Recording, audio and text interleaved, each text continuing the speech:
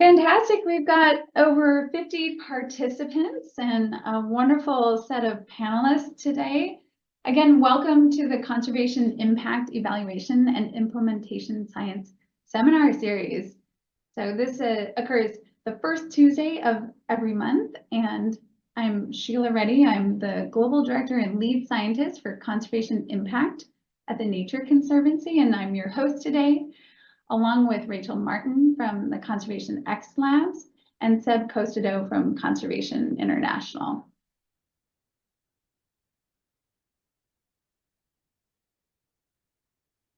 So I just want to remind you that this seminar series is one of the key activities of the Impact Evaluation Working Group.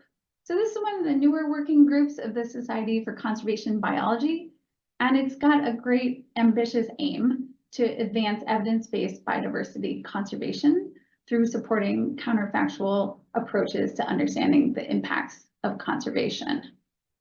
And obviously you're here today because you're interested, but if you want to learn more beyond the seminar series, please check out the website, follow us on X, or sign up for our email list. We want to hear from you, and actually today is a really special day to have more engagement.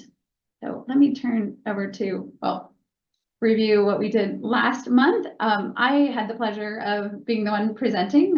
Thank you all who joined that. We talked about lessons learned for nature conservation, a perspective from 15 years of research and practice at the Nature Conservancy. That recording is now available on our Vimeo and YouTube channels. And then today we really have a special treat. We've got the working group board for the Impact Evaluation Working Group. We have Caterina Cosmopolis. We've got Seb Costedoat, my co-host, Johanna Eklund, who has also been a host earlier on, Tanya O'Garra, Edwin Pynegar, and Rachel Martin, my other co-host. And they're going to be talking about the past, present, and future of the Impact Evaluation Working Group. We're hoping this is going to be a rich discussion and also help inform what this working group focus is on over the coming years. And just as a reminder, we typically take a break in the Northern Hemisphere summer. So June through August, we won't have any seminars, but we will get started back up in September. Okay, a little bit of housekeeping. We'll have our speakers. We'll have a moderated Q&A session, but one thing that's a little bit different today is that you can, as usual, post your question in the chat, and Seb will invite you to say it out loud, or he can read it, or you can just put an R in the chat and ask your question live. We want to have a little bit more of a discussion between those of you on the call and our working group board.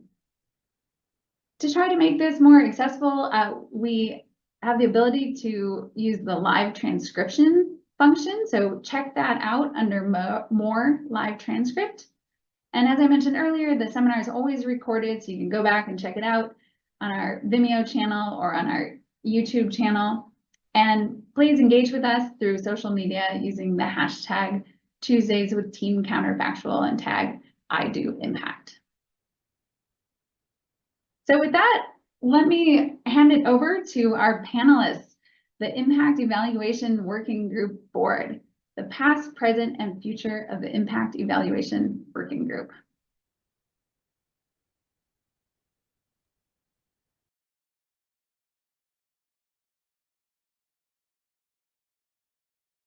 All right. Before we actually introduce ourselves, the people on the board, we decided that I will start by giving a brief update about the past of this group. Some of you have joined the work on doing impact only through this Tuesdays with Team Counterfactual seminar, and I thought it would be really nice to actually provide a little bit of a background where this working group all started with. So slide, Tanya, please.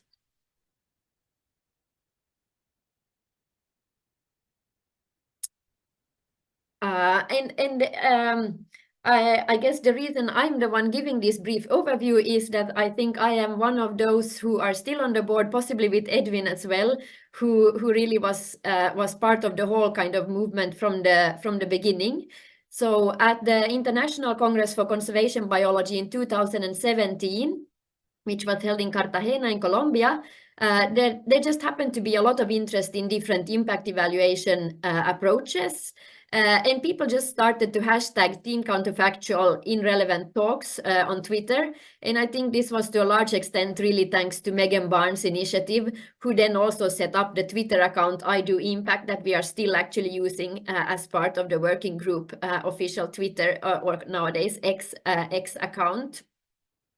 And then because there started to be such a buzz kind of like between the different symposiums and between the individual talks, we just decided to meet up for drinks one evening and discussed how we might want to move on and advance things in relation to impact evaluation in conservation further. And then we were really lucky that Louise Glue decided to take kind of like the lead. So she acted as the first chair and actually did all the work of formalizing the activities as a provisional impact evaluation working group under the Society for Conservation Biology.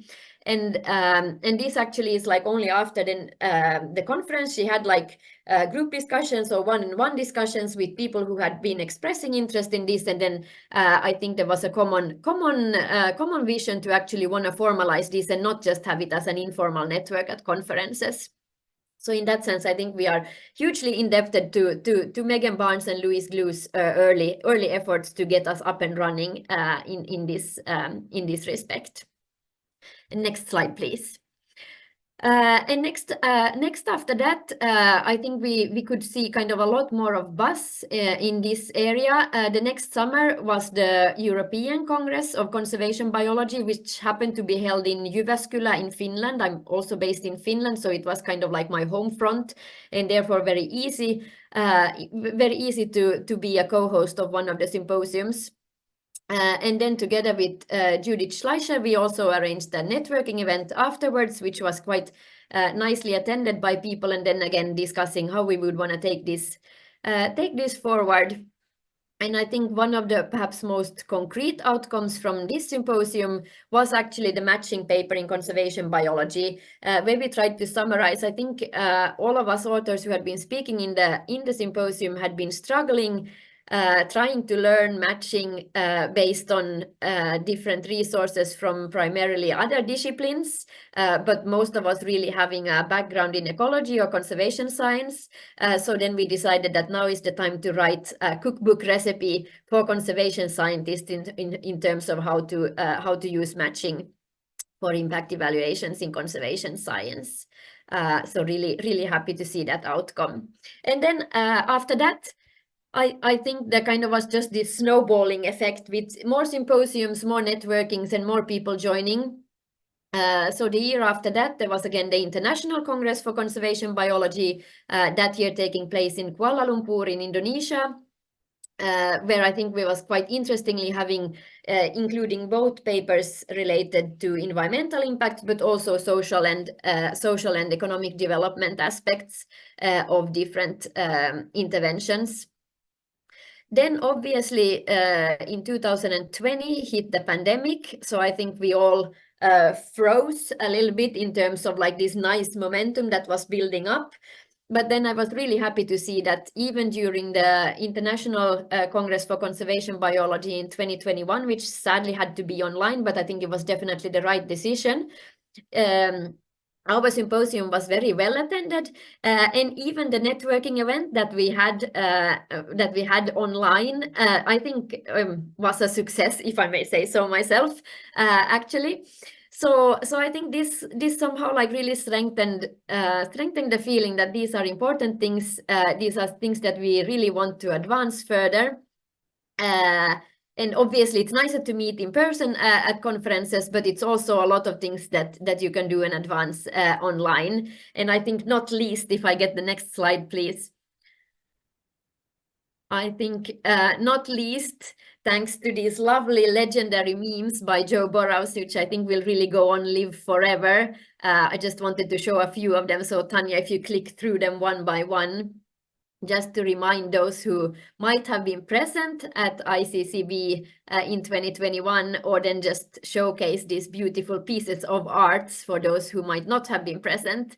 So if you click a few more clicks here, I think in the words of Joe Bull, who put this very nicely on Twitter, so, oh, the joy when someone creates a version of a meme for your highly specific subdiscipline. So I think this was hilarious, and it helped really to create this community feeling, even if people were sitting in remote settings, maybe working at home with children and hassle in the background. I think this was a great way to build a community. And then I think this was kind of the historical overview. I would say definitely we have been blossoming in a virtual world after the pandemic.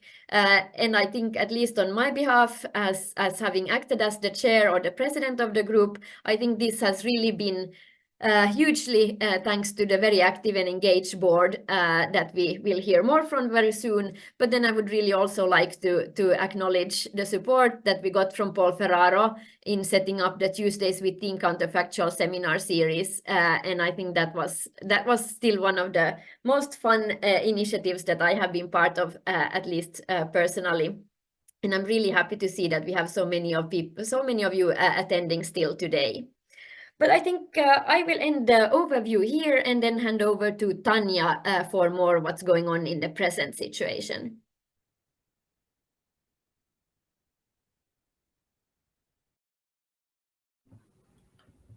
Apologies, I have lots of things covering my screen, so I can't actually see myself. Let me see, apologies. So yeah, hi everyone. I'm Tanya, and a bit of background. I'm an environmental economist, although increasingly I refer to myself as an environmental social scientist. My background is really in economic valuation, so monetizing or assigning a monetary value to ecosystem goods and services. But over the last 10 years, I've really migrated towards the impact evaluation world, very much motivated by all the papers by Paul Ferraro and all the other great authors out there. I'm plugging a paper of mine from last year. It's a national level evaluation of locally managed marine areas, but community-based management is really my particular area of interest. I joined the board in 2021 during that sort of online networking session that Johanna just talked to you about, and took over, it sounds so harsh, took over, but cruised into place as Johanna pulled back as chair or president of the Impact Evaluation Working Group in February this year. And it's been an absolute pleasure to work with this amazing team, and look forward to working with all of you over the next few years. Thank you. And on to Johanna.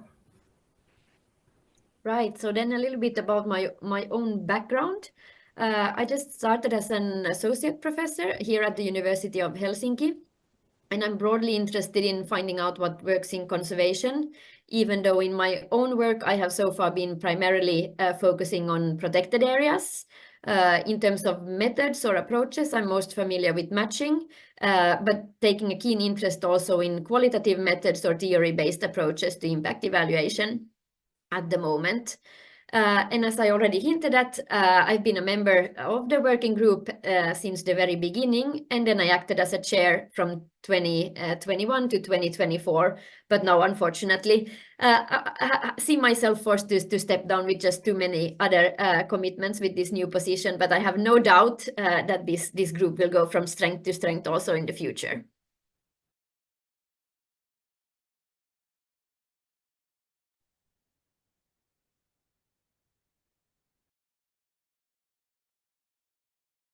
All right. Hi, everyone. I'm Rachel. I lead a lot of the communications and marketing side of things for the working group. I now help run the I Do Impact X account. So please, if you have any papers or opportunities you want us to share, just tag our account in those and I will reshare those for our community. In addition to helping co-host the Impact Evaluation Seminar Series for the working group since about 2021.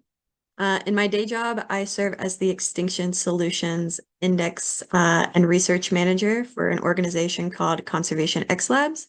Our entire mission is using innovation and technology to prevent the sixth mass extinction.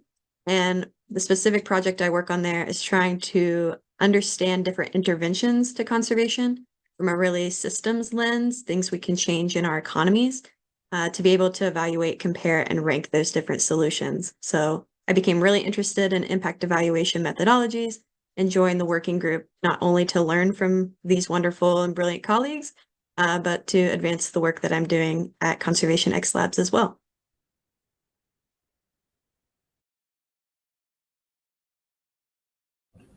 Seb. Hi everybody, I'm Seb Costedoat. I'm social science research manager at Conservation International. I joined CI as a postdoc in impact evaluation just after my PhD. A few years ago, I was initially trained in econometrics and economics of international development, but chose to do my PhD in conservation social science, where I've learned more multidisciplinary tool and especially how to integrate remote sensing data and geospatial data into a causal inference framework. And so my day-to-day work here at CI, I use impact evaluation, but also evidence synthesis, such as evidence gap map and meta-analysis, as well as many other multidisciplinary remote sensing and social science tools. The broad vision is to use all this pool of evidence to what we call de-risk the necessary investment in nature conservation through solid evidence-informed policy design and adaptation to this design. I have joined the working group in 2021, and now I'm stepping down because I'm part of many projects, so it's good to leave room from new faces in this group. But I have been part of many different research group using impact evaluation for building the evidence base of what we call natural climate solutions. So the part of restoration, conservation, sustainable land management interventions that have a strong climate mitigation impact. And in particular, I'm proud of working as an applied scientist at Conservation International. I also have the privilege to work with a lot of scholars and people in academia, such as UC Santa Barbara, where we have a lot of interesting project where we compare the impact of different type of natural climate solution across huge areas, and also increasingly test how we can better use machine learning inference of applied to evaluation of conservation intervention. And the rest of my job is assisting, attending a lot of meetings and conferences, so that we can see the ways we can use all the insights coming from causal inference impact evaluation to actually turn that into tools and policy design that actually help us reach the impact we need for nature and for the planet. And next will be Edwin. Hello, everybody. So my name is Edwin Pynegar. I would call myself a conservation scientist and practitioner. So I've worked both in academic research and also both with and for local small to medium-sized NGOs, actually doing conservation practice on the ground. But all of my work for the past, I reckon about the past decade probably, has been focused around impact evaluation, broadly speaking, but particularly around the use of randomization for evaluating conservation programs and interventions and the effectiveness of that. So I have been involved with evaluating one of the first very large scale, like social ecological randomized control trials of a conservation program. You can see the paper there, but also lots of other people were involved with that. There's Julia Jones, Emma Wieck, Tara Grillos, Jonathan Boucher, both from Purdue, the last two. And since then, I've also been working on designing and actually setting up randomized trials in Bolivia, and most recently for an NGO called Dahari in the Comoros Islands, as part of a Darwin Initiative program. And yes, I have been, as Johanna mentioned, I have been sort of with the working group right from the beginning. Some of you will have seen me at the ICCB conferences. I was in Kuala Lumpur and most recently in Kigali. where I've been involved not only with organising the symposia, sort of the formal symposia that the working group has put on, but also some of the more informal like social events and the sort of discussion groups that we have had as a way to essentially meet each other. And also I've been putting together, it's still a work in progress, it's not complete yet, a sort of little impact evaluation library, which you can access from the SCB page, the Impact Evaluation Working Group page on the SCB website. So that's a little bit about me.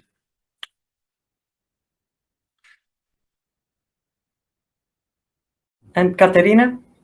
Yes. Hi, everyone. I'm Caterina. I'm an ecologist / social scientist. I don't know how to define myself anymore. And I just finished my thesis in the University of Sheffield, where I used counterfactual methods to understand the interrelationship between forests and poverty. I discovered all these techniques during my PhD. And well, now I want to apply it to everything else, everything that I can. I've also been part of the working group since 2020, and I helped organize a symposium during the European meeting in 2022. And I usually organize events and during conferences, or help organize the events during conferences. We haven't had time this year to do anything like that, but we still encourage people to get in touch and maybe share their presentations if they are attending any conferences. Yeah, so that's me.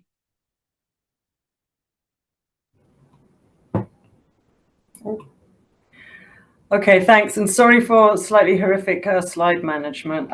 Yeah, that's completely my fault. So thanks everyone, and I'm going to be talking now. So we've had a really nice whirlwind tour of the history of the Impact Evaluation Working Group, and then you've met us. Obviously, there's been a whole lot of board members, but we're the ones who are currently there, and we're all thankful to everyone who came before us because they paved the way. But now we're going to talk about what we've done in the very recent future, what we're doing, and then where we're hoping to go. So I'll start by talking about the symposium, the social event. So as Caterina just mentioned, we co-organized the ECCB in Prague in 2022 with a great panel of speakers, very well attended event.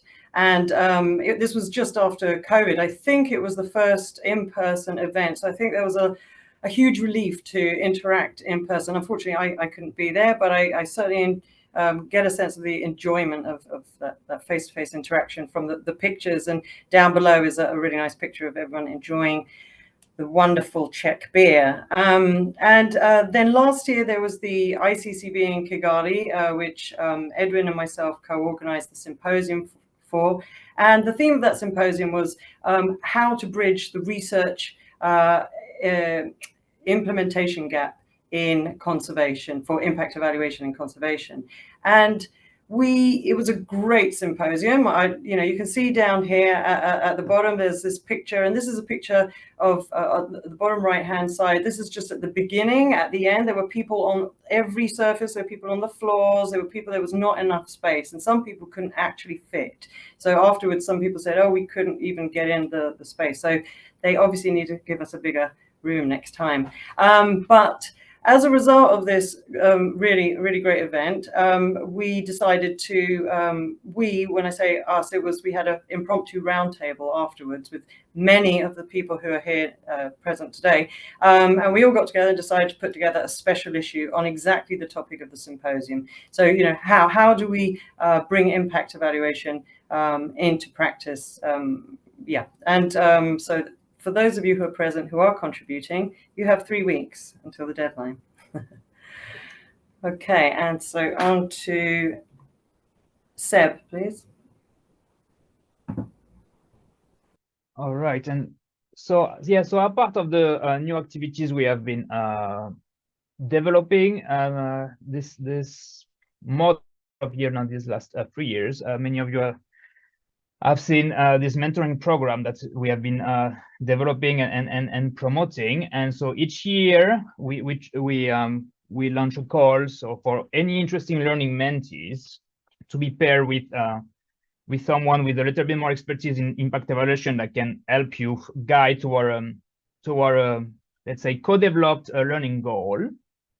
So since 2022, we have been able to form 16 pairs of mentee and mentors.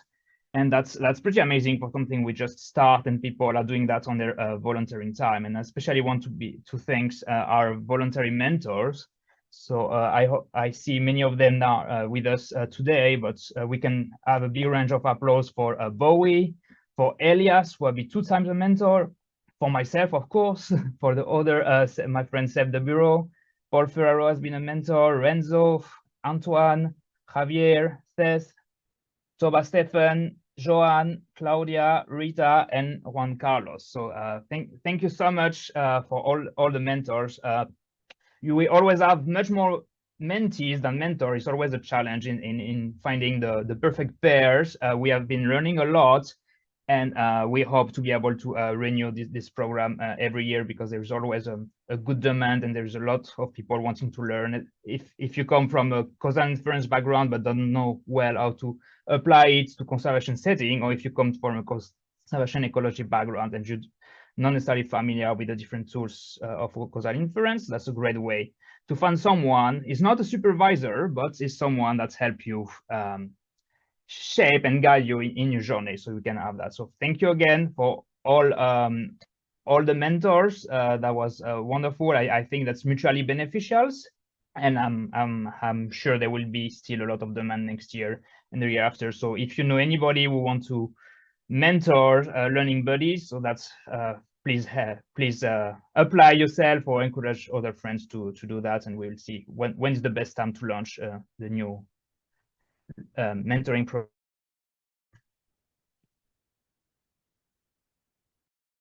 And Rachel? And another activity which you're all participating in now is the Impact Evaluation Seminar Series. More thank yous to go around, especially to our 2 hosts that we have had currently, Sheila Reddy, and in the past, Paul Ferraro, as well as to all our speakers. I won't name them all, but you can see them listed here. You can also find all of their past seminars and the recordings on our working group website, the SCB Vimeo channel, and now the SCB YouTube channel. And then I also want to thank all of you. We have over 1,600 people registered for these seminars. Some come for various topics. Some people want to know about the technical side of the seminars, but many of you show up for every single seminar that we have, and we are grateful for you all for showing up. That's why we do this, because there's such an interest in this seminar series, as well as everyone that's been following along on our I Do Impact X, and the many of you that can't make this time, but maybe watch the recordings post-seminar. So thank you to our hosts, and thank you to our speakers, and thank you to you all for attending. If you are interested or have feedback in the seminar series, you can always reach out to us at teamcounterfactual@gmail.com. It's also the email some of your reminders come through. We have taken some of those that feedback and applied it. We started the YouTube channel for those of you that couldn't access Vimeo, and we just want to keep making this a great resource for you all to attend. So thank you.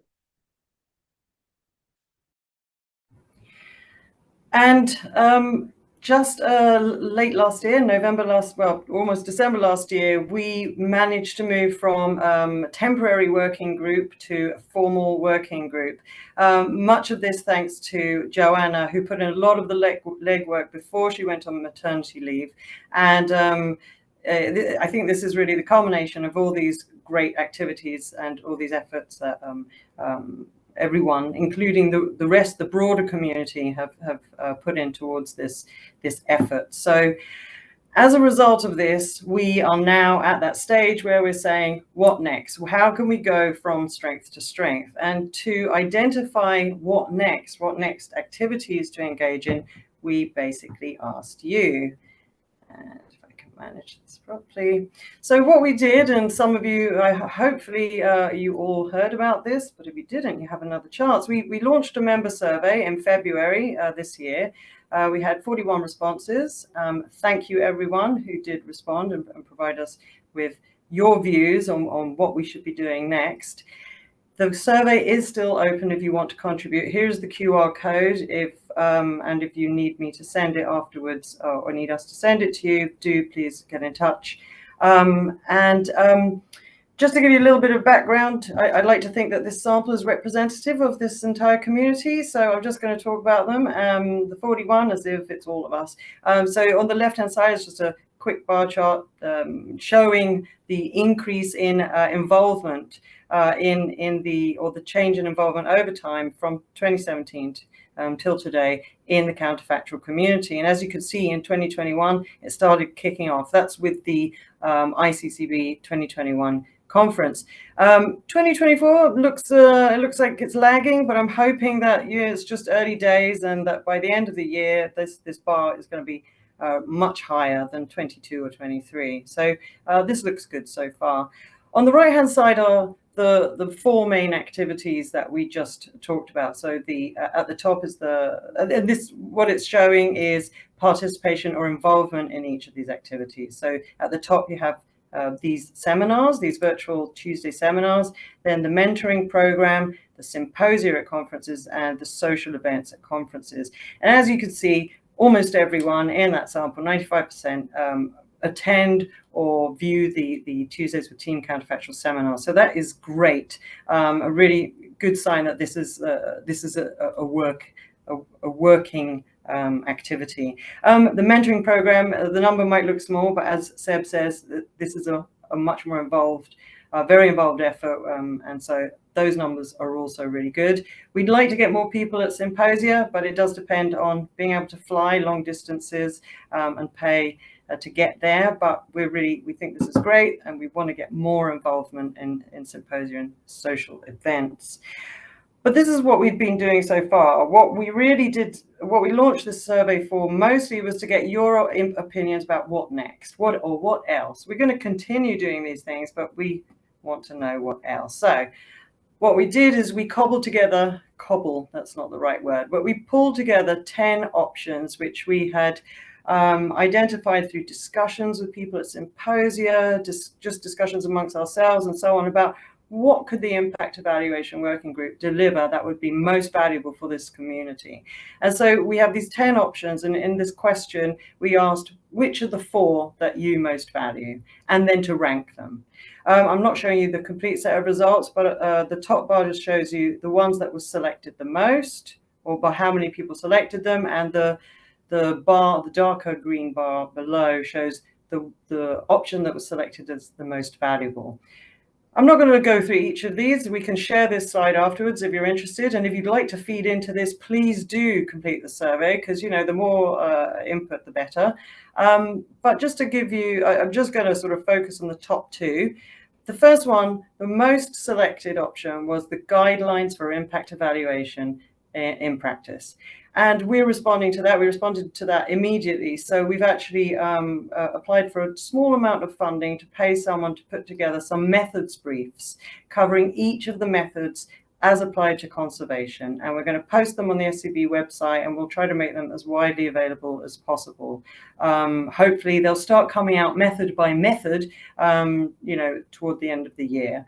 And then we have these other things like a biannual summary or quarterly summary of published research on impact evaluation in conservation.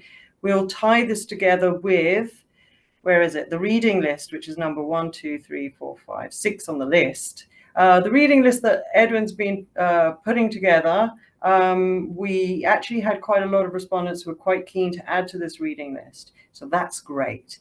And there are other things here, the virtual networking coffee sessions weren't selected as the most valuable by people, but, I think these could be also interesting. And so definitely, I encourage you to feed into this survey if you think some of those options there, you would like to vote to favor them over the ones that are currently dominating. Or if you have some other suggestions, please do complete the survey. And to help us with that, we want more. We are seeking new board members. So we just today, I think, or yesterday, we launched the call for nominations to serve on the board. If you haven't received this, we'll send out the email again to all of you, but it should have, a first email has gone out from the SCB.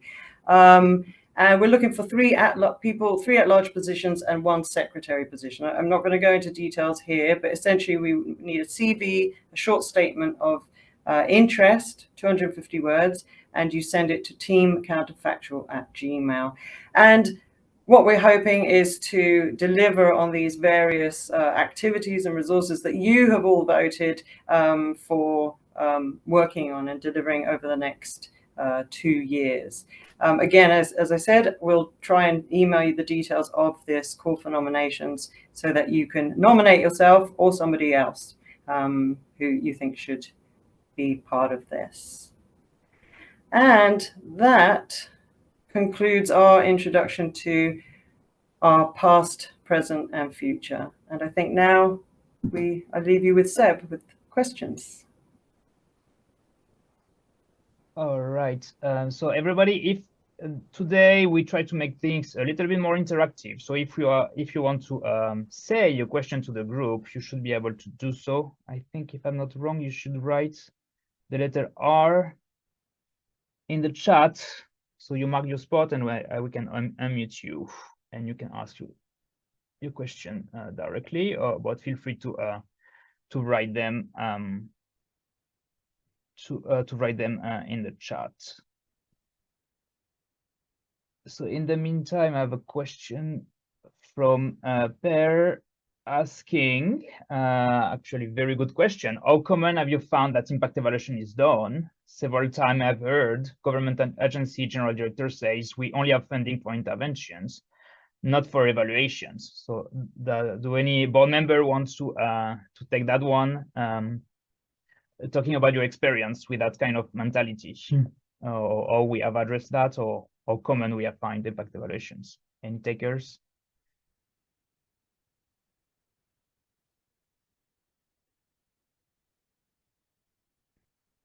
Don't be shy, fellow board members, but I guess I will start with, I remember the first time, the first seminar in this series when Paul Ferraro presented the vision and say, virtually there's been 0%, impact evaluation. I mean, if you take the ratio of impact evaluation over the number of intervention, that's virtually 0.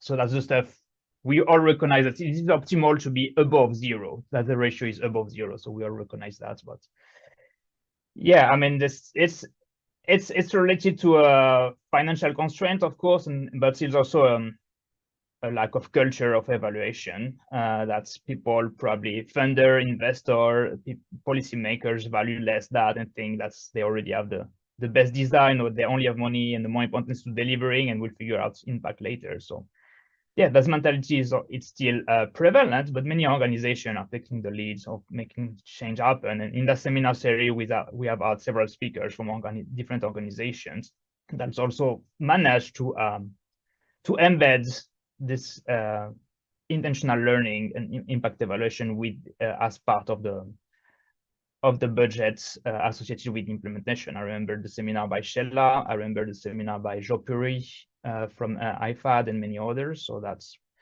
it's not yet, we are still closer to 0 than to 100%, but we are many in this group and in our community of practice are making change happening. Do my fellow board member want to add their experience here?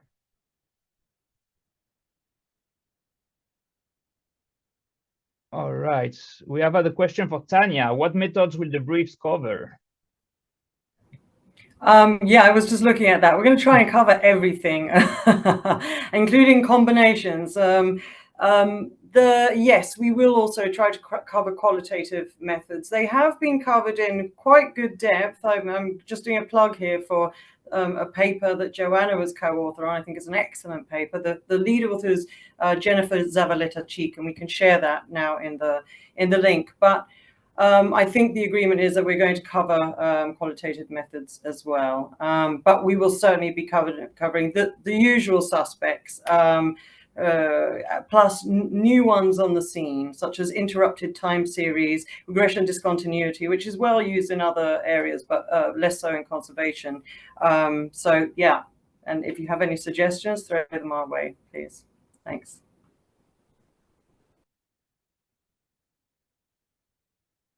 All right, people, any questions? Any other question for the board? Don't be shy, you can ask anything. Today is our most interactive session, so any question you may have in mind about what we achieved, what are our plans, or any other impact evaluation and related questions, we are happy to answer that. Otherwise, maybe the board can just answer their own questions and talk about their plans and develop on what we have. Sheila is here, so I think you can unmute yourself, Sheila, if I'm not. Sure. Great. Thanks, everybody. It was fun to hear the history, and you've all accomplished so much. It's wonderful to see the great attendance in the seminar series. I think keeping a lot of engagement. So I'm curious about people's perspective about how important it is to develop a culture of or practice of monitoring, evaluation, learning in organizations to make it more desirable to do impact evaluation. You know, what's your experience? Like what are some of the important ingredients for having demand for impact evaluations and good follow through on the outcomes of that impact evaluation?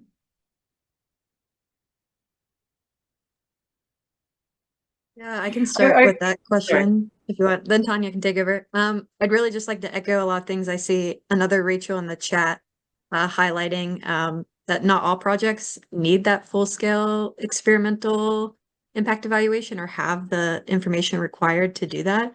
But I think at minimum, having that culture of monitoring and evaluation is super important. And the way that at least some ideas in our organization to promote learning, and I see Daphne, our director of impact at Conservation X Labs, is here as well. We just promote that you have to get better at these programs in order to make them more effective for the communities you're serving and the mission that you're performing. You should want to learn as you go. You should want to know why something didn't work. And for us, that's the entire mindset behind science and experimentation is what can you learn? What can you experiment with so you can do the next thing better? And then that has since prompted us to look into how we can actually do proper impact evaluations for some of our programs. So we might be able to more causally link those things to an outcome. Thanks, Rachel. I was just going to, so from my experience working with the locally managed marine area network in Fiji, what I was going to partly say actually partly overlaps with what the other Rachel said. Rachel, you're famous, in the comment, which is if you want to, especially if you're a smaller, less well-funded organization, if you want to start with impact evaluation, affiliate with researchers. There are lots of us looking for projects to work and collaborate with. There is a lot of research money. So in terms of the implementation funding and finance, that doesn't have to be put, at least at the beginning, as we start developing that culture of impact evaluation, that doesn't need to go towards impact evaluation. That can start with the researchers, and that process can lead to really efficient capacity building. And so eventually this becomes sort of embedded in the functioning of the institution. So that's exactly what happened with the Fiji locally managed marine area network. We collaborated to identify lessons learned from 20 years of locally managed marine areas.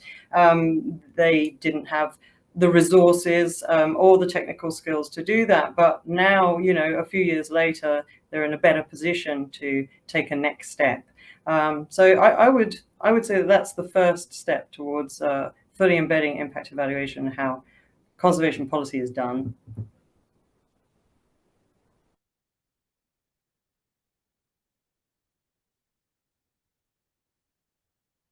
All right. I don't know if Thales, you want to ask your question to the group, or I can just read it. I don't know if I can unmute Thales. It seems I can unmute. Okay, so I can read it. Don't be shy, Thales. But Thales has a comment on how to read it, to how to promote a culture for open access to data and scripts. So I don't know if that's a common practice, what we do impact evaluations, how to promote that. I guess I will say on behalf of a conservation organization, I mean, the key challenge is, yeah, when we have the data, we try to make them as open access as possible, and as well our script when it's a peer review articles, that the scientific part of this follow the best practices. But let's say not all our projects have, I mean, we don't have the budget to do data collection on all our projects, obviously, and neither does we have a dedicated staff who are training in programming and in science to have like this open access scripts necessarily. So for the part that's peer review, I think we are getting close to that, but that's just a tiny portion of everything we do as part of the conservation organization. I don't know if my fellow board members want to comment on this culture of open access data and scripts.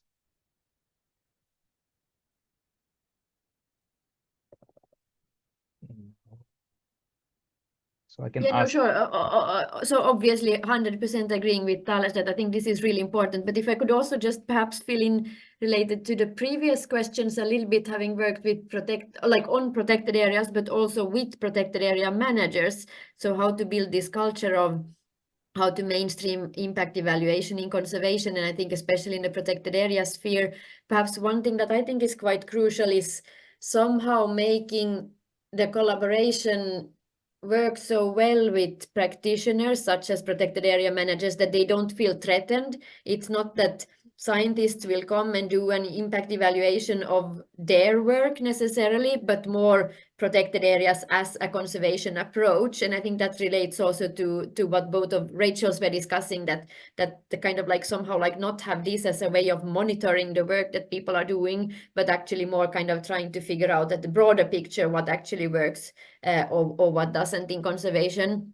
So in that sense, somehow like trying to bridge between researchers and practitioners and actually somehow like support each other, rather than somehow this suspicion that there will be an evaluation that might show that something might not be working, and then who's to blame for that. So I think like that is quite crucial in terms of the uptake of using these methods in a more open way.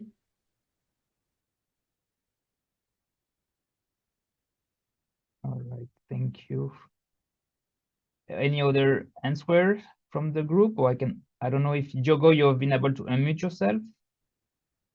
Yes. Yes. Great. Yes. All right, cool. Well, yes, thank you. Thank you for the chance to ask this question. My question is about I think the letter that sometimes gets forgotten in monitoring, evaluation, and learning, and that's the learning part.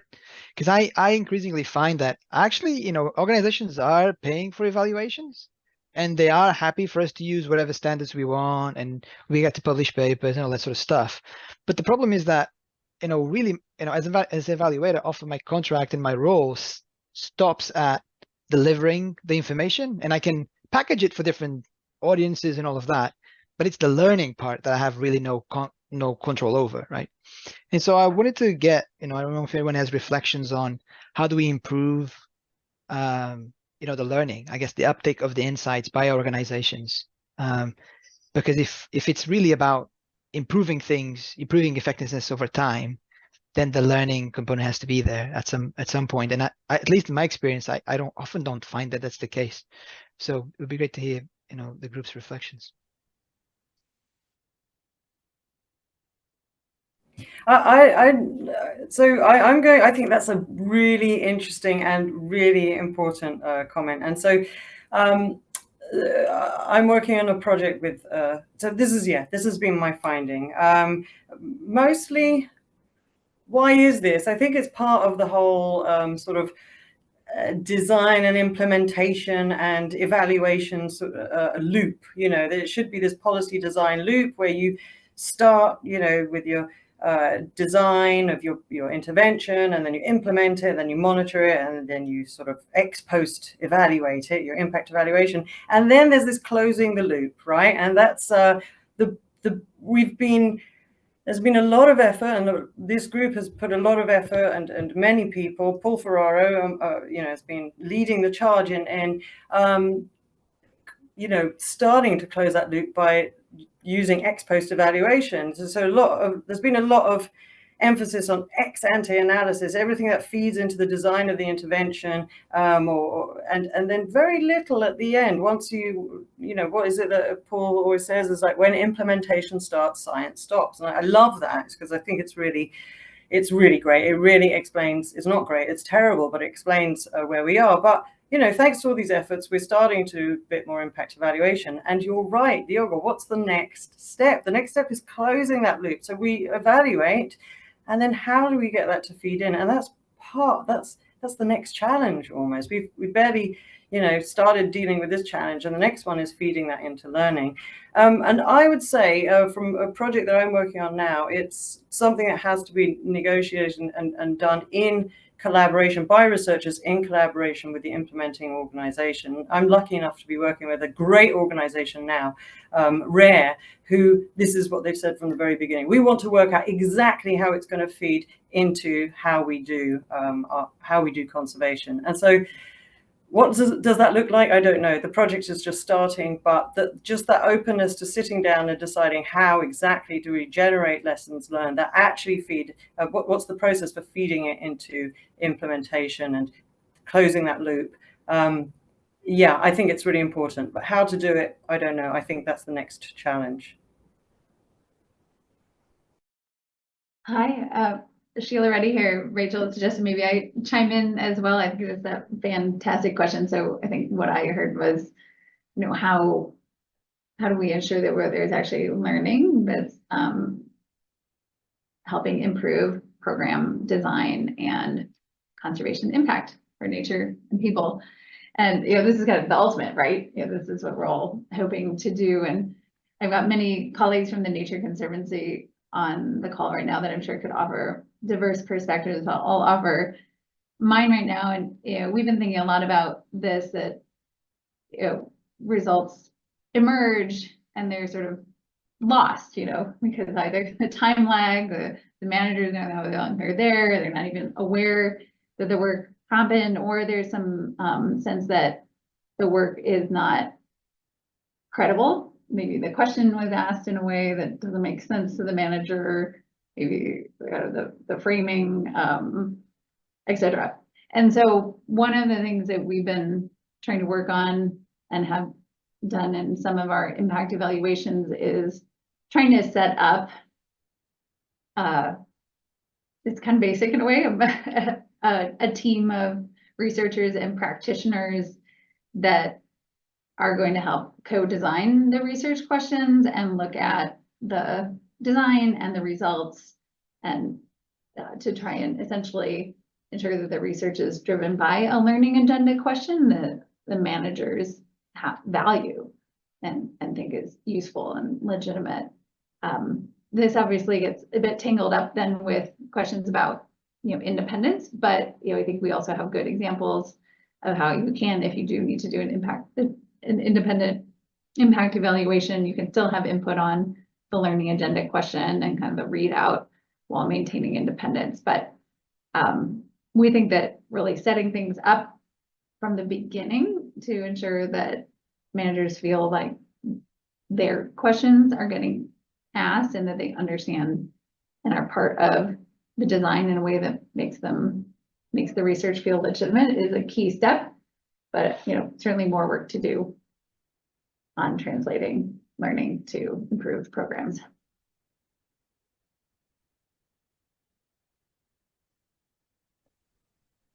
Thank you, Sheila. I think we are in the last 3 minutes of this meeting. So who is in charge of the concluded thoughts, because we are closing this seminar series. Great. I mean, I think that's actually me, so I'll take the stage back. Well, first, I just want to say a huge thank you to all the work that folks have done over 7 years or 20 years, depending on how you want to count it, to really build momentum in this space. And it's great to see the working group talk about what you've been doing behind the scenes as well as on this stage. So thank you for your work, and thank you everyone for the great questions. And please fill out the survey to provide further input on what you'd like to see from the working group, or nominate yourself to be part of it, or someone else to be part of it. Those nominations are due, I believe, by June 1st, so don't forget. And we will be on a break and returning in September. Also, feel free to suggest speakers or topics that you would like to hear about in next year's seminar series. So it's been a real honor to host this, and I'm excited to see so many dedicated folks. Thank you for your time.